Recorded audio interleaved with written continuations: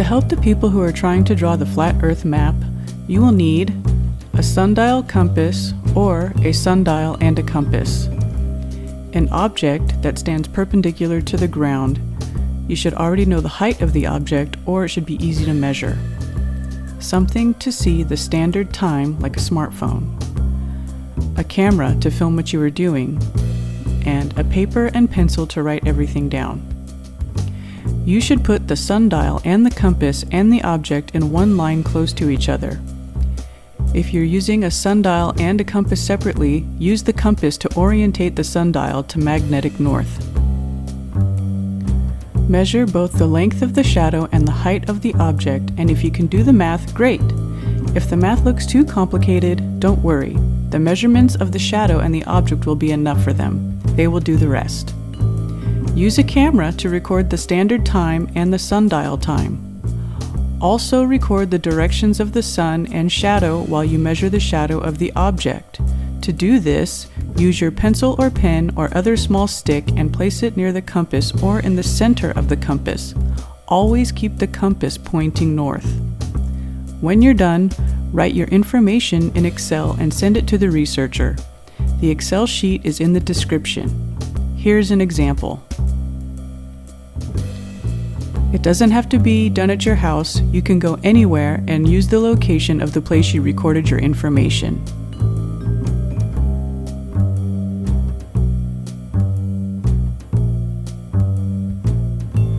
How to use the sundial compass to collect information for tracking the sun.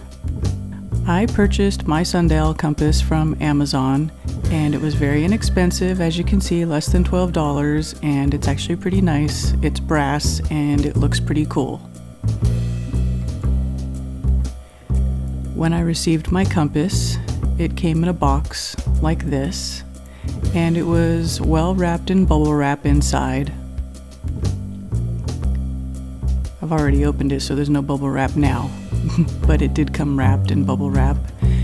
And it also comes with this little arm that is attached to the needle inside the compass. And what you have to do before you can use it is get a little flathead screwdriver and loosen the screw on the side until the needle spins free.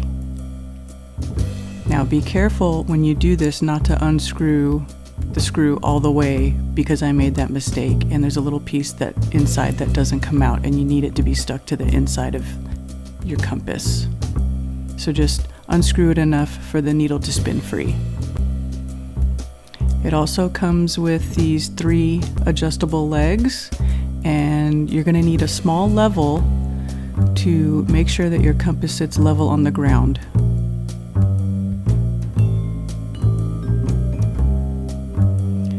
So that's it, so let's go set it up.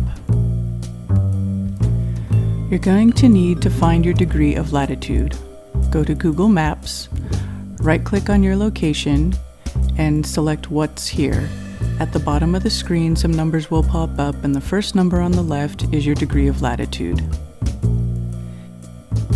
To set up your sundial compass, take it outside and set it down in a sunny spot. The first thing you do is lift up the arm on the compass. The numbers on that arm represent the degree of latitude. Stand up the gnomon as straight as you can get it. Then lift the face of the compass to match the correct degree of latitude. Use your level to level the compass and adjust the legs as necessary.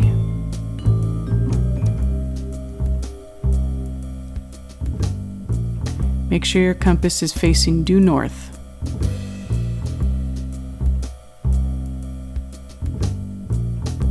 Once you have it placed, let the needle settle so that you make sure that you're facing north.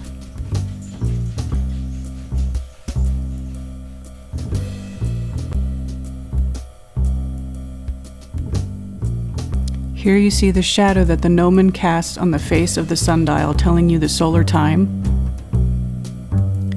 Measure the height of your object and measure the length of the shadow. Here I use my pencil to find the direction of the shadow and the sun.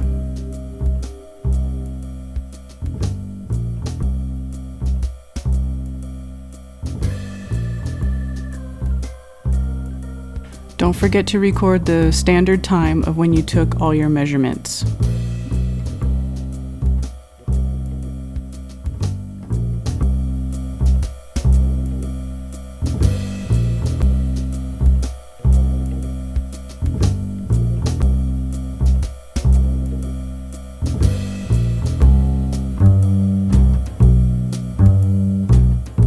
To measure the angle of elevation, you need an object that stands perpendicular to the ground.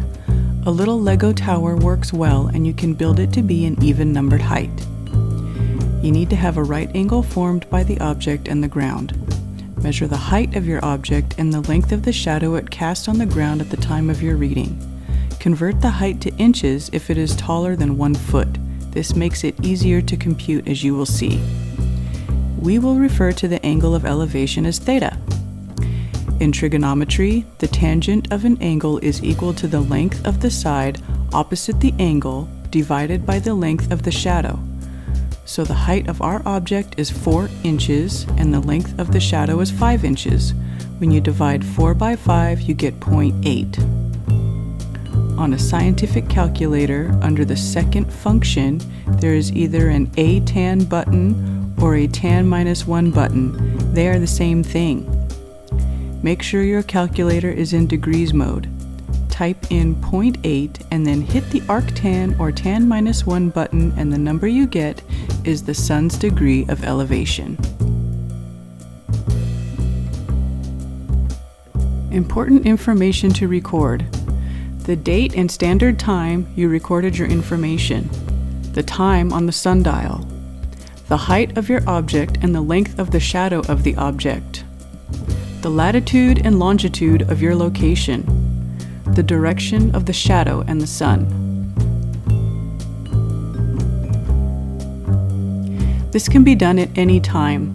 Recording data at different times is extremely useful to people researching the sun's behavior.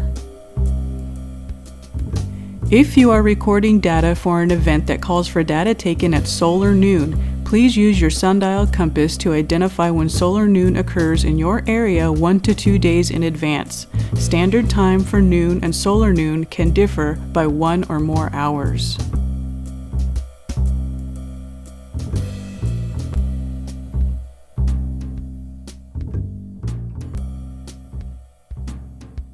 Thanks for watching and happy tracking!